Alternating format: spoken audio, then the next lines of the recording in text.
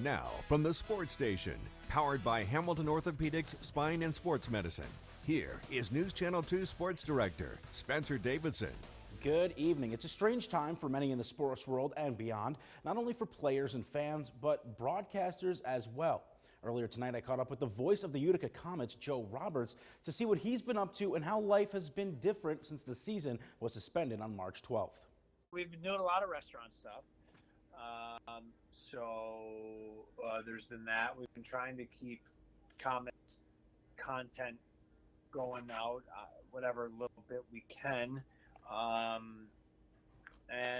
But since Jessica went back to work, I'm a stay-at-home dad. Like, I'm a full-time stay-at-home dad. So it's actually kind of cool because that was never supposed to happen like that. It was never a time I budgeted for. So to have that is actually really cool. What have you been doing to, I guess, adjust to just being at home this whole time? Have you been doing like play-by-play of just everyday activities around the house?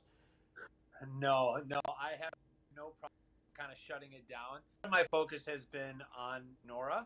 It's just because my wife is back at work, it's me sort of learning what it takes to be a dad and make sure I don't break anything before she comes home. So what's been the biggest difference for you? Because you're so used to, for 8 months or however long out of the year, you're every other weekend maybe on the road or traveling to different parts of the country. And so just kind of being grounded here, what's been the biggest adjustment? I see a lot more of my wife, which is funny because we always joke around during hockey season when you're in sort of the grind of the whole thing. It's, it gets challenging. It puts strain on a relationship. You work the hours, you travel quite a bit. You do things over the phone and FaceTime and that kind of stuff. And then now you're like sitting, staring at each other and you're like, what are you doing here? Our joke sort of was, during the season, she kind of hopes it finishes quicker. Now we won't do anything for hockey to come back to get me out of here. So it's strange. It's strange for everybody. What's your confidence level about the fact that there could realistically be something to this AHL season still? We're remaining very optimistic and following the lead of the NHL, and all anybody wants is to make sure that conditions are going to be healthy for anybody that's involved: players, staff, officials, fans, etc. Have you talked to any of the players or been in contact with them throughout this process, and maybe kind of just, hey, how you guys doing, or getting their thoughts about everything going on? I've been in touch with a few guys, and I think that they're all they're on orders, right, or very strict recommendations from the Players Association and the leagues, the management, etc. So they're all doing the best they can to stay healthy and help flatten the curve. So they're trying to help doing their part, and I think they're getting probably a little antsy. When you tell a pro athlete they can't go out and do their job, I have to imagine it's very, very challenging for them. And so I'm sure a lot of them are chomping at the bit to get back to action, and we'll continue to hope that everybody can be put in a healthy situation and that hockey can return at some point. One of the things that I know that you had talked about in one of your FaceTimes with Rob about him thinking that Reed Boucher should be the MVP of the AHL. I just want to, I guess, pick your brain and get your thoughts a little bit. Being able to see him in person nightly, do you share that opinion? Yeah, we saw some really good players in the league, even within our division. Some of those young guys up at Belleville were really impressive, good players, but nobody does what Reed Boucher does. Nobody's more valuable to his team than Reed Boucher is. I mean, the Comets in the lineup and with him out of the lineup feel like two totally different teams. He changes games on his own.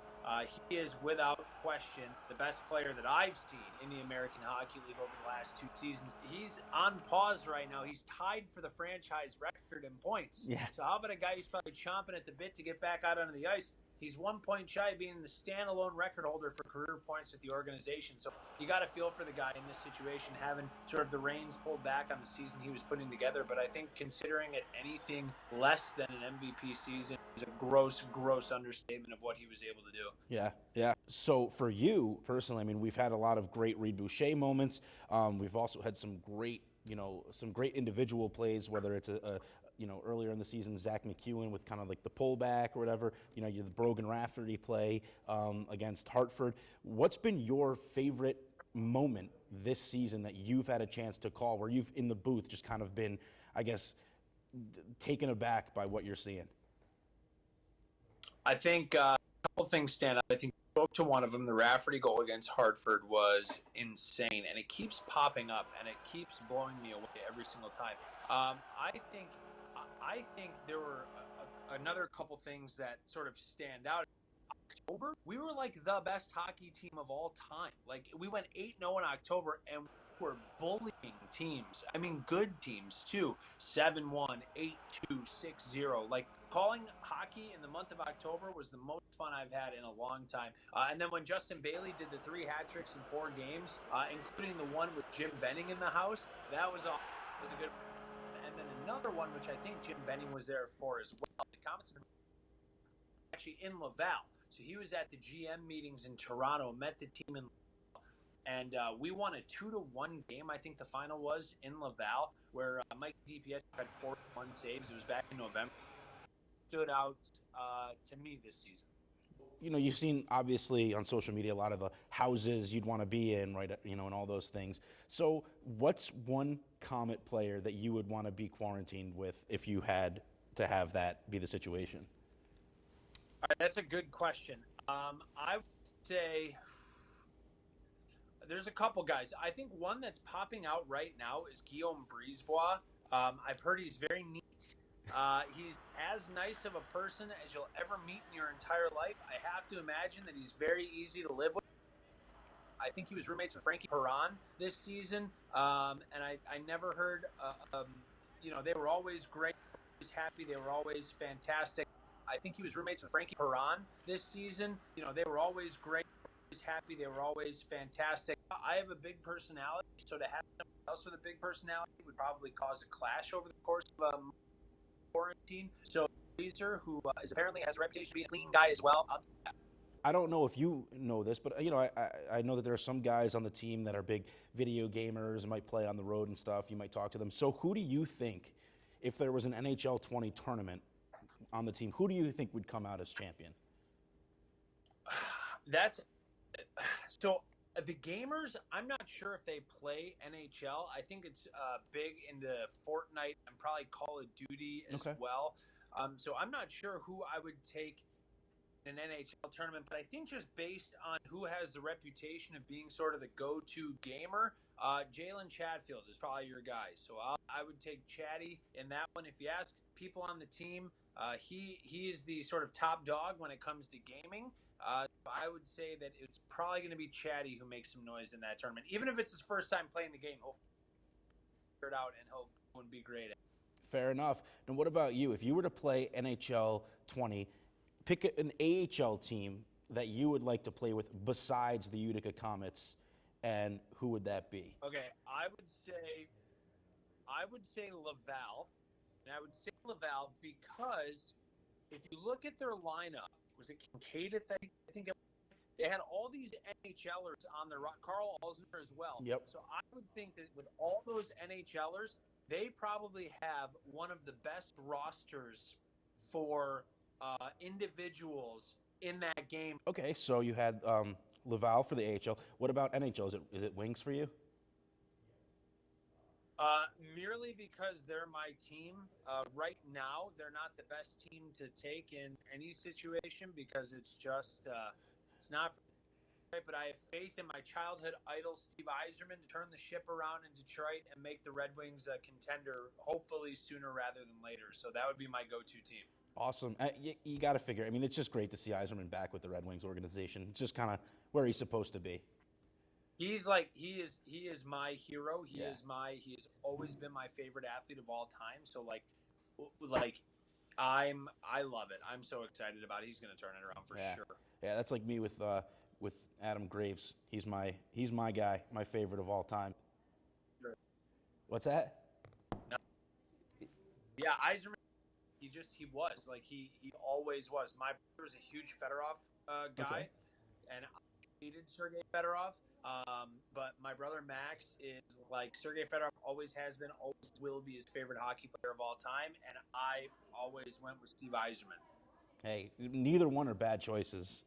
All right, so what about sport other than hockey that you would really like to see resume as quickly as possible that you're interested in?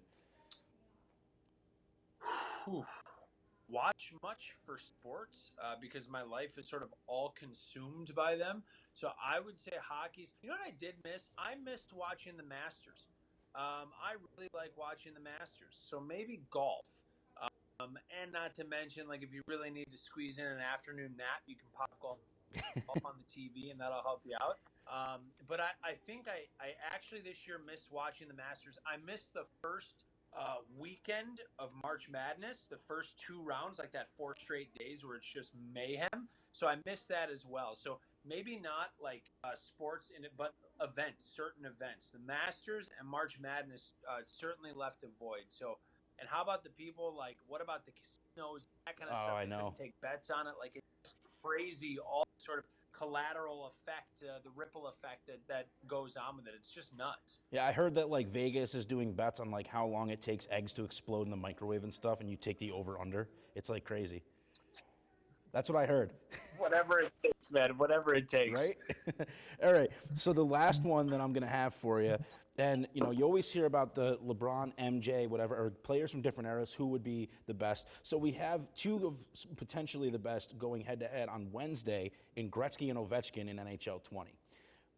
Let's do first, who do you think in NHL 20 out of those two is going to take that challenge? Just Ovechkin because he's from a video game era. That feels like a no-brainer to me. If this was Wayne Gretzky's 3D hockey that was on the N64, maybe I'd go with Gretzky because the game was named after him. Yep. But I think Ovechkin as a product of the video game era, or at least closer to it, it's got to be him in a landslide. Yeah, I agree with you. I think it's going to be weird to see Gretzky play in a video game, but that Gretzky NHL on 3D hockey on N64. I remember I rented an N64 at Blockbuster way back in the day so that I could play that game for a week. Yeah. So it was great. It was great. And then, all right, so for you, obviously different eras, but which are you going with? If you had to select one player, you know, between Gretzky and Ovechkin, you know, which on the ice would you take? And I know that's tough. Yeah, well, I think it's amazing that when you have these conversations, right, there's no question that Gretzky was the most productive player to ever play the game, most productive player will ever play the game. Nobody will touch some of the records that he's put together. But I think that, you know, he was the best at what he was doing relative to the size, strength, speed, and equipment standards of his day, while Alexander Ovechkin the best goal scorer by today's size, speed, strength, etc. standards. So it's a hard argument to make. I think as a pure goal scorer, Alex Ovechkin is probably the greatest to ever do it. But again, take away all the goals that Gretzky ever scored, and he would have the career points lead in the NHL. So that just goes to show you what he prioritized and what he was truly great at. So, you know, different generations, different equipment, different everything from then to now. But I think that each guy sort of takes the cake for certain elements, right? Gretzky is the greatest all-around, greatest playmaker, but Ovechkin, I would say, is probably the greatest scorer of all time. Yeah, can't argue with that. But thank you so much for taking some time. I'm sure we'll catch up and we'll talk soon and we'll figure something else out. Yeah, for sure. Anytime. I'm around. All right. I'm around. Awesome.